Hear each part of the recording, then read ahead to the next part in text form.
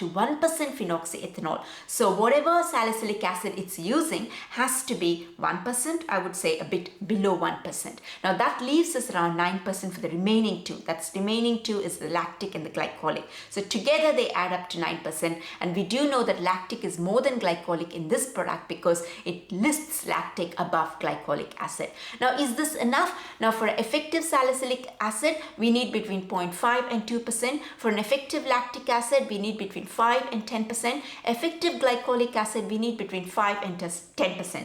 So this product uses all these three acids towards the lower end of their requirements. So that's something we need to bear in mind.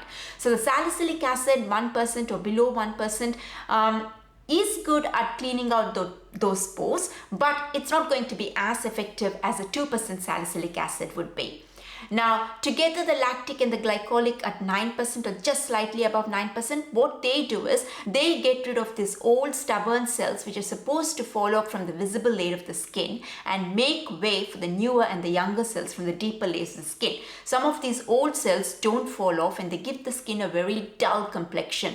So what these two acids, the lactic and the glycolic, do is they gently get rid of these old cells from the surface of the skin and thus brighten up the skin and make way for the newer and the younger cells from the deeper layers of the skin and thus brighten up the skin. Again, these two are very good at their jobs, but the amount used in this product is towards the lower end. So it's going to work, but it's not going to be as effective. The product does have a couple of good hydrating ingredients, which is going to add some hydration, which is again a good thing in an exfoliating product, because when you exfoliate the skin becomes very tender, delicate, and so the water from the deeper layers of the skin can easily evaporate into the atmosphere. So we need to stop that. And having some humectants like this product does is really good because humectants are water magnets. They're going to hold on to the water molecules and prevent that water from evaporating. The product does have glycolic acid, and there's a lot of scaremongering on the internet about dark skin tones and glycolic acid. That's nothing to worry about in this product because this product uses very small amount of glycolic acid in it. But if you're still unsure, do a patch test somewhere here, a small amount, and see how your skin reacts and then proceed. Another thing I want to quickly mention about this 10% product is any exfoliating product which has got a combination of exfoliating acids will usually work a bit lower than an exfoliating product which has got just one exfoliating ingredient at a higher concentration. It does exfoliate the skin, it does hydrate the skin, it exfoliates but not to an amazing level, just mildly, and that's okay because the manufacturer themselves say it's a very mild exfoliant, so that's something to bear in mind. So who is this product for? This product is mainly for people who are who've got a sensitive skin. If you're unsure how your skin would react to exfoliating acids, this is a good product for you. Go for this 10% product only if you've got sensitive skin or if you're unsure, because this is a better product from Minimalist, which I'm going to be talking about in a minute. Now coming to the Minimalist Glycolic 8%, I'm going to say upfront this is a fantastic product when it comes to exfoliating the skin. It has 8% glycolic acid, that's medium strength glycolic acid. So what glycolic acid would do is it's gently going to remove all that old stubborn cells which are supposed to fall off but are refusing to fall off from the surface of the skin. When it does that, it brightens up the complexion because all these old cells that have fallen off get replaced by the newer and the younger cells from the deeper layers of the skin. 8% glycolic acid is a good amount to do this job effectively. Now, glycolic acid is very hydrating to the skin. That's also useful because exfoliation tends to dehydrate the skin. So having anything which can hydrate the skin is a huge plus. Glycolic acid is a good hydrating ingredient, and the product also has another good hydrating ingredient which can bring in some hydration to the skin.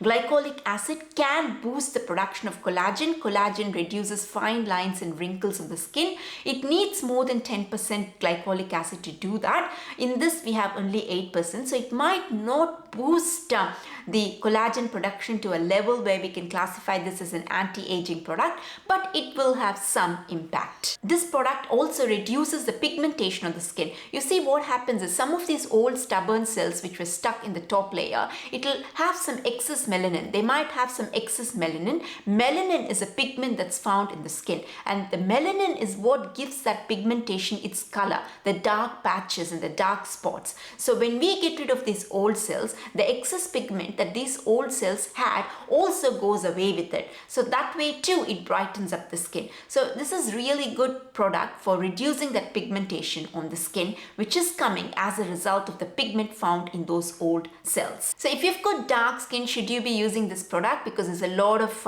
material on the internet which says that you shouldn't use glycolic acid.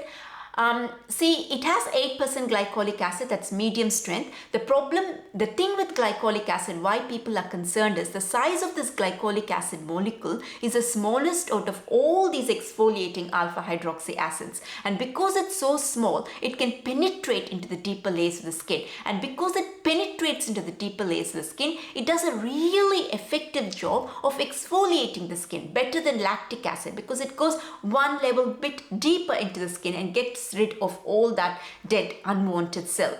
But because it can actually go a bit deeper into the skin, it can also irritate the skin. And if you've got a darker skin tone, any irritation on the skin can cause pigmentation on the skin. But that holds for any ingredient. Any ingredient which can irritate the skin can cause pigmentation on the skin, not just glycolic acid. That's something every dark skin tone person just need to be careful with. Now, 8% is not a huge amount. It is medium strength, but it's not a huge amount. It's not 10% or it's not a glycolic acid peel with 15 or 25%. Just because you've got a darker skin tone, you shouldn't disregard glycolic acid, because the amount of benefits that it offers, right from pigmentation, exfoliating, very good exfoliating ingredient, hydration, and also with regards to the anti-aging benefit, not so much in this product, but generally glycolic acid does do that if it's used at a higher percentage. The amount of benefits it offers, it's huge. So you shouldn't disregard glycolic acid just because of some scaremongering on the internet. Disregard it only if you've looked into all the facts. Otherwise, don't. There are things you could do so that the irritation on your skin, whatever your skin tone, whether you're darker skin tone or lighter skin tone, especially the darker skin tone people, there are things you can do, steps you can take to minimize that irritation. What I would suggest before I get to the suggestions, if you've got sensitive skin, this product is not for you because glycolic acid can be a bit strong for you. Now, what I'm going to talk about are the steps that you could take if you've got darker skin tone and are worried that it can irritate your skin. So basically, we need to control that irritation. We need to control the irritation, meaning we need to control any inflammation that can arise from using glycolic acid, because glycolic acid penetrates and gets to the deeper layers of the skin.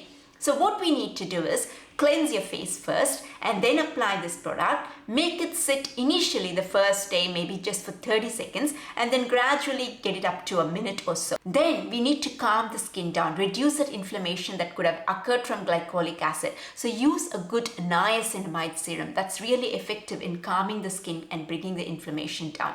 And then apply a moisturizer which has got really good anti-inflammatory ingredients like niacinamide, panthenol, calendula, Centellas asiatica, licorice root extract, that's a really good one, Kojic acid. So I'm going to list a few other ingredients in the description box below. So use one of these moisturizers which is very rich in these powerful anti-inflammation ingredients.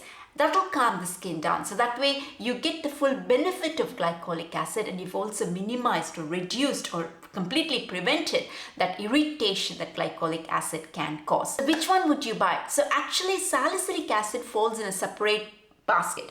So the thing that you need to compare is the 10% exfoliating liquid with the 8% glycolic.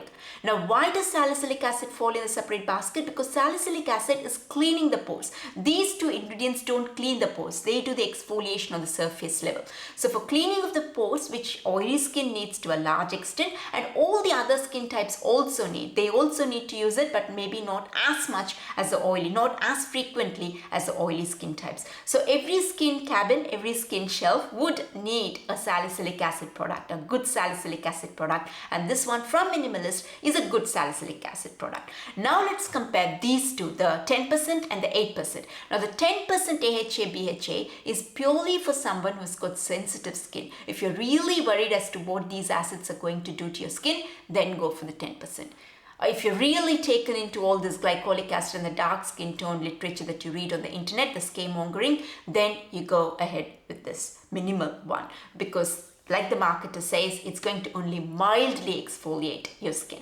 Then you've got the 8% glycolic acid. It's a really good exfoliating product. I've used it on my skin many times. I love it. But you just have to be careful, cautious, do all that you need to do to prevent that irritation from glycolic acid. If you do that, glycolic acid is too good an ingredient to miss out on. It's got multiple benefits. So that's a really good one. Sensitive skin, go for this one. Otherwise, you go for the glycolic 8%.